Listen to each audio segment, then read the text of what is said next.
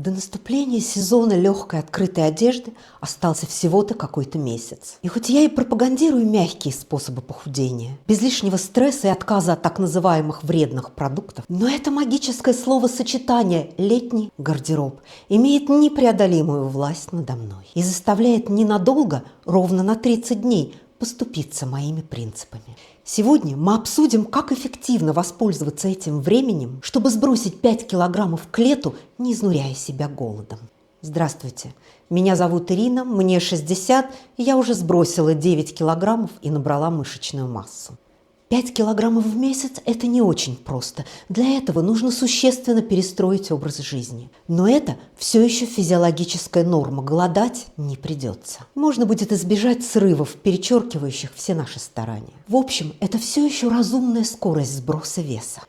Есть несколько вещей, которые могут помешать вам достичь результата, даже если вы очень стараетесь. Прежде всего, это плохой сон, а также хронический стресс и история метаболических качелей, которым вы себя раньше подвергали. Результат все равно будет, если придерживаться плана, но он будет меньше.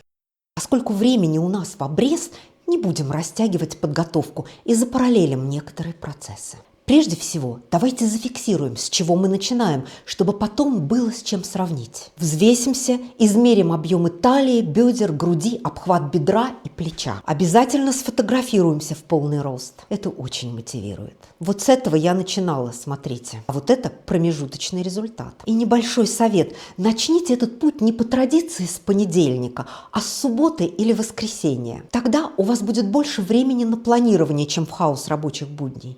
Мы будем фотографировать все, что мы собираемся съесть, перекусить, попробовать, перехватить, откусить, понюхать и надкусить или выпить. В общем, любую еду или питье, которое будет попадать нам в рот в течение дня. Чай, кофе тоже считаются. Это выведет из слепой зоны калории, которые мы склонны игнорировать и забывать. Перехваты на бегу, стаканчик латте, пара бокалов вина, орешки и прочее. Позволит нам зафиксировать величину порции и спросить себя, мне правда надо это съесть? О скрытых калориях у меня есть видео на канале. Мы их обычно не считаем, но организм очень даже считает. Составляем рацион на неделю. Это не так сложно, как кажется, это похоже на конструктор. У нас есть 3 приема пищи. База нашего меню – нежирный белок, исключение жирная рыба, и клетчатка в виде овощей в каждый прием пищи. С них и начнем. Важно понимать, что жир не уходит от исключения молочки или глютена, или таких же магических и бесполезных действий. Жир уходит от дефицита калорий, то есть расход энергии должен стабильно превышать поступление. И чтобы сбросить 5 килограммов, дефицит должен быть ощутимым. Цельный белок и овощи с минимумом жиров и без быстрых углеводов – идеальное меню для похудания. Белок идет на строительство тканей, и переработка его требует от организма много энергии. А овощи создают наполненность практически без калорий. Не отказывайте себе в постном белке и овощах, вы никогда не поправитесь от такой еды. Если, конечно, не лить в нее масло и соусы.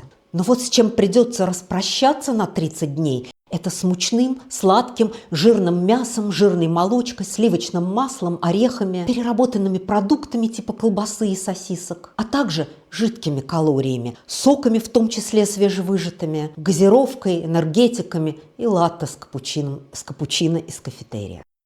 Готовить можно любым способом, но не забываем, что масло, добавляемое при жарке, сильно поднимает калорийность. Раскладываем пока карандашом на бумаге белок и овощи на тарелке. Не забывайте о разнообразии. Одно и то же каждый день 3 раза в день вам быстро надоест. Но и не стоит изощряться со сложными блюдами.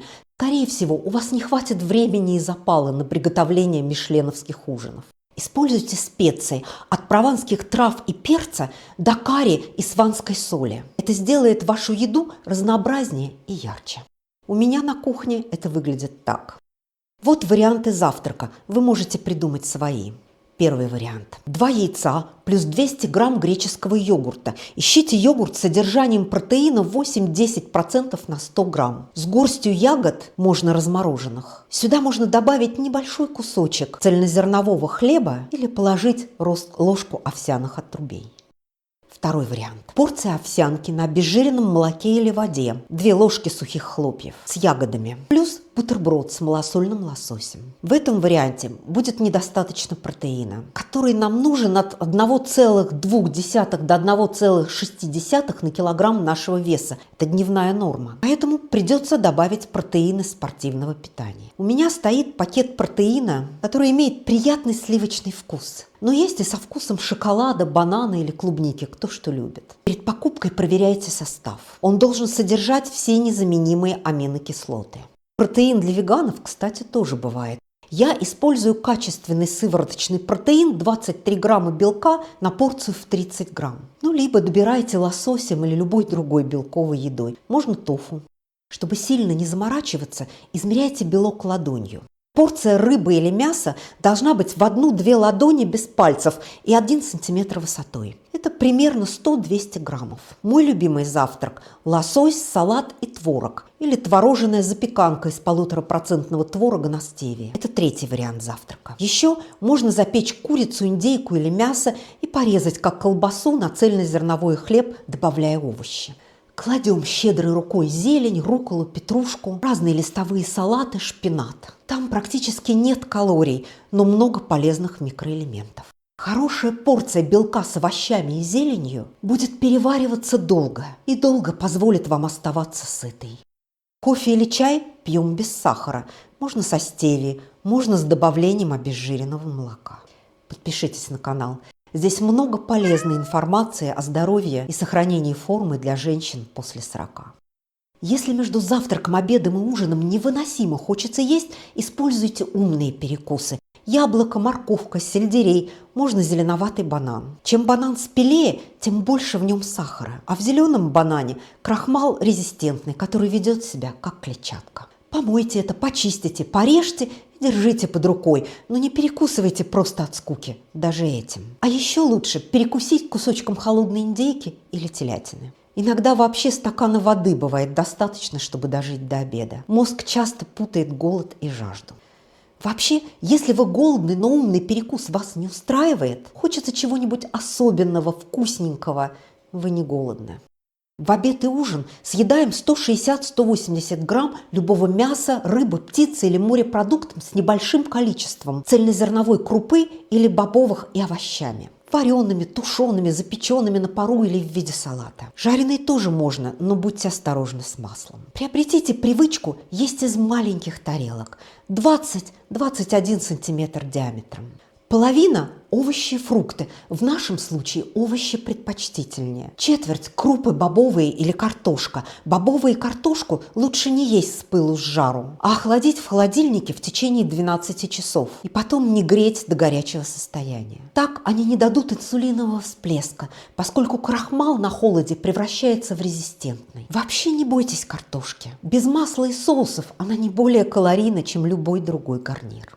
А вот белок лучше взять побольше, чем четверть тарелки. Потому что наша программа быстрой потери лишних килограммов без белка может разрушить наши мышцы. От белка и овощей практически невозможно поправиться. Об этом я рассказывала в видео «Как худеют калории». Поэтому не бойтесь съесть лишнее. Но это справедливо только для постного белка и для овощей без масла. Кстати, салаты можно еще заправлять кефиром или йогуртами. Кефир и йогурт вообще полезные. Они хорошо кормят нашу микрофлору кишечника. Жиры для нашей цели надо есть с большой осторожностью. Несколько орехов в день и чайная ложка оливкового или тыквенного масла в салат вполне достаточно. А если вы едите жирную рыбу, то вообще больше жиров добавлять не нужно. Составьте меню на неделю, список продуктов и закупите все по списку. Поскольку мы начали в выходные, сделайте заготовки, полуфабрикаты на всю неделю, чтобы не хватать бутерброды от голода и недостатка времени на готовку. Я обычно нарезаю миску салата из всяких волокнистых, разноцветных, богатых клетчаткой овощей и зелени и ставлю, не заправляя, в холодильник. Вуаля! У меня есть овощи на целый день, к каждому приему пищи либо перекус. Конечно, свеженький, только что нарезанный салатик лучше, кто ж спорит. Но наша жизнь – это компромисс. Кстати, у меня на канале есть видео про составление продуктовой корзины.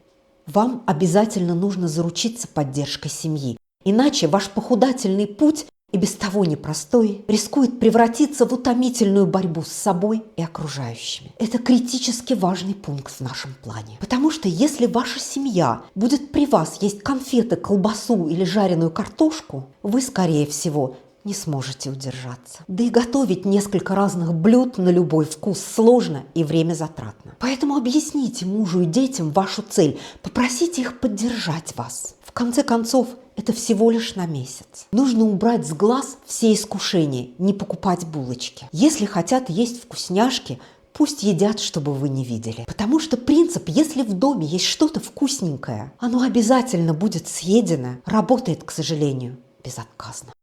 Все, мы готовы. Начинаем. В конце каждой недели взвешиваемся, измеряем и записываем объемы. Даже если результат меньше, чем мы рассчитывали, все равно хвалим себя и пересматриваем меню. Ни в коем случае не уменьшаем порции белка и овощей. Все остальное можно корректировать. Вместо 3 порций цельнозерновых и бобовых ставьте 2 или даже 1. На ужин достаточно белка и салата. Салат можно даже добавить, там нет калорий, если нет масла. Вообще купите себе пульверизатор для масла.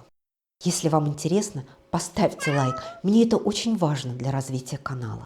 В зависимости от величины порций, количества масла и жирности молочных продуктов, эта еда даст вам 1400-1600 килокалорий в день. Это много или мало? Давайте посчитаем. Базово после 40 женщина тратит примерно 1300 килокалорий в день на работу внутренних органов, дыхание, пищеварение, бытовой мыслительный процесс и элементарное движение. Например, до туалета дойти. Но нам-то нужен дефицит. Если у вас нет машины и вы используете общественный транспорт, скорее всего, вы потратите еще где-то 200 килокалорий. Уборка и готовка 50-70 килокалорий. Если у вас сидячая работа, то на этом... В общем, все. На обычную жизнь мы тратим максимум 300 калорий. Проверено. Если вы при этом съедаете 1600 калорий, вы в лучшем случае выходите в ноль. А нам нужен дефицит не менее 300-400 килокалорий. Для этого нужно либо есть меньше, либо двигаться больше. Но чрезмерное урезание рациона опасно. Мозг может воспринять это как сигнал тревоги и заблокировать жиросжигание. Поэтому голодать нельзя. Остается только движение. Нам нужно еще как-то потратить 300-400 калорий. Идеальный вариант – 10 тысяч шагов каждый день, из них половина в быстром темпе. 3 раза в неделю кардио и 2-3 раза в неделю силовая тренировка. Не обязательно в спортзале, можно дома. Но если вы можете себе это позволить, вы везунчик. Я, к счастью, могу. Но так было не всегда. Поэтому я вполне осознаю, что не у всех есть на это время и возможности. Давайте посмотрим, что можно сделать, если ваш график далек от идеала.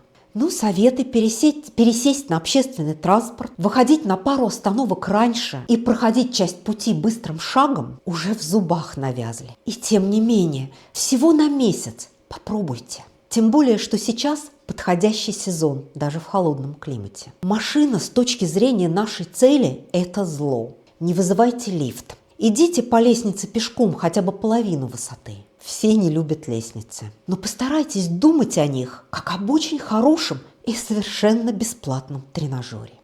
Вы не поверите, сколько калорий можно сжечь микродвижениями, простыми шагами по комнате в течение получаса. Даже просто шагами на месте, если делать это энергично, добавляя махи руками, ногами и повороты корпуса. Так вполне можно сжечь около 70-80 килокалорий. Вот такой круг копейки стоит на любом маркетплейсе. Кладете возле любимого дивана, смотрите сериал, уменьшаетесь в объемах. Не забывайте напрягать пресс, когда крутитесь. Вы прямо почувствуете эффект. Этот простой девайс просто Бэтмен по сжиганию калорий. Постарайтесь не сидеть, а стоять. Не стоять, а переминаться с ноги на ногу. Или ходить туда-сюда, например, в ожидании автобуса. Разговаривайте по телефону, кружите по комнате. Слушайте подкаст, шагайте и энергично двигайте руками, ногами и корпусом. Подумайте, в какие моменты вашей ежедневной жизни вы можете добавить движение. Очень помогают ориентироваться спортивные часы. Сейчас доступны разные модели на любой кошелек. Если в конце недели весы и сантиметровая лента вас не обрадовали, движения слишком мало. или еды слишком много. Но голод нам не друг, а враг. Не забывайте. Не урезайте ваше питание настолько, чтобы приходилось терпеть голод. Это вам не поможет. Голодный человек легче срывается. За один срыв можно легко наесть недельную норму калорий. Вот хороший лайфхак, который волшебно работает для меня. Возможно, сработает и для вас. Я нашла на Ютубе уроки по зумбе и теперь танцую каждый день. Поделитесь этим видео с подругами, которые тоже хотят сбросить к лету лишние килограммы. Даже если времени у вас в обрез, добавьте силовые тренировки 2-3 раза в неделю хотя бы по 20 минут. Для этого вам достаточно коврика и гантелей, либо даже бутылочек с водой. На Ютубе полно тренировок на все группы мышц, любого уровня, от профессиональных тренеров. Помимо прочего, мышцы сжигают больше энергии даже в покое. Очень полезно для похудания. 20 минут 3 раза в неделю можно найти даже в самом занятом графике. Напишите в комментариях, готовы ли вы попробовать. Может быть, у вас есть собственная история быстрого сброса лишних килограммов. Поделитесь ей. Через 30 дней фотографируемся, сравниваем и празднуем победу. Только не тортиком. Держите цель в голове. Что вам важнее? Влезть в летнее платье или съесть сейчас эту калорийную бомбу? Подписывайтесь, жмите колокольчик. До новых встреч!